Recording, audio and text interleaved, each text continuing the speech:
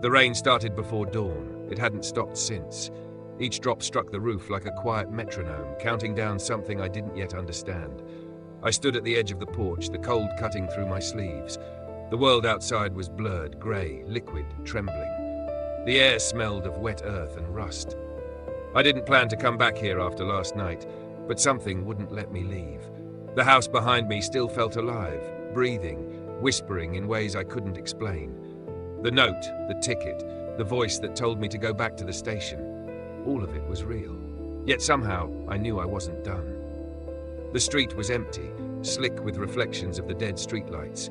Each puddle mirrored the world like a fractured memory. I started walking, not sure where I was headed, just following the sound of the rain. That's when I heard it, a voice, my name. Kai. It was small, distant, swallowed by the storm, but it was mine. My voice, or the voice I used to have. Kai. No, that's not possible. I followed the sound, down the slope past the rusted rail crossing where the tracks vanished under moss and mud. Every few steps I heard it again, closer, clearer. Kai, wait for me. It wasn't just sound, it was memory bleeding through the air. I knew that tone, the tremble, the echo. It was how I used to call out when I was lost. The river bridge came into view, the same one from my first night back. Mist crawled along its beams, curling like pale hands. I stopped midway, rain sliding down my face. Who's there? You left me behind. The words hit like a chill. The bridge groaned beneath my feet, metal creaking as if under invisible weight. That's not real. You're not real. You forgot everything. The voice wasn't angry. It was sad, painfully familiar, like hearing a recording of your own laughter at a funeral. I looked down into the river, and there, in the reflection, stood a boy. Same dark hair, same jacket I wore at 17, except his face, it wasn't mine anymore. Who are you? The part of you that stayed. I stumbled backward, away from the edge. The reflection didn't move, it stayed, watching me. Then it smiled faintly. It's still raining, remember?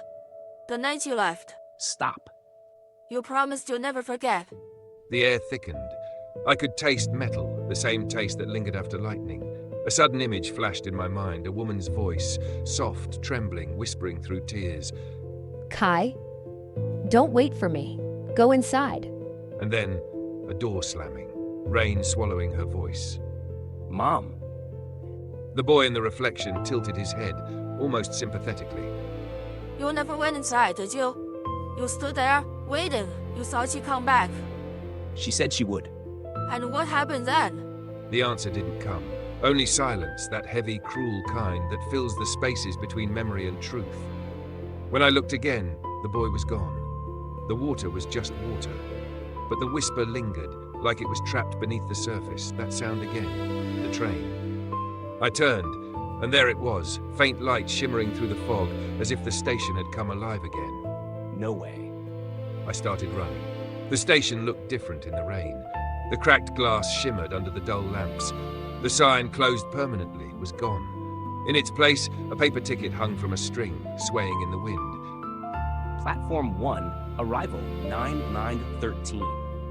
But there were no clocks, no schedule, no sound except the rain. I walked toward the platform edge. Kai, Where are you? I'm here. I've been here all along.